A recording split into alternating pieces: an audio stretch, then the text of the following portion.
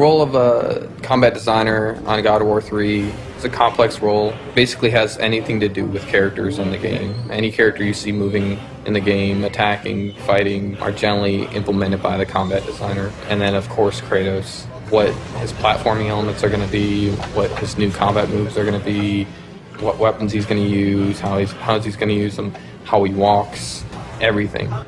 I'm here with Jason McDonald, who's a senior combat designer on God of War 3. And we're just talking about the new features that we have in the game and what we're trying to add to the God of War franchise. Well, we've got some of Kratos' items in. He can grab a head and he can light stuff up. Now that we can play with lighting in God of War 3, we can make the entire room dark, have enemies that are attacking you in the dark, can't be seen. And when you light them up with the head, they light up for a limited amount of time, so you can attack them while you can see them, but then they are constantly disappearing. You get to parts where it's completely pitch dark and you hear the guys scream in the background.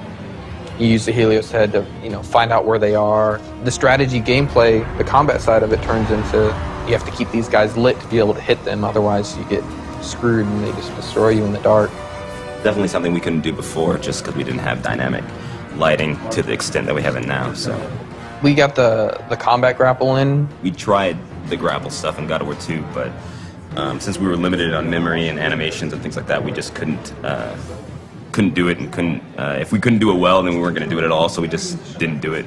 But now we have more space, more memory. Kratos is a very strong character, so when he grapples an enemy, he kind of just charges right in and plows through everybody. So the grapple system is exactly like that. You can launch somebody in the air and you grapple them and you plow yourself right into the air, right into them. If there's a crowd of enemies, you'll plow yourself through all of them. All this stuff was set up on Jason's free time.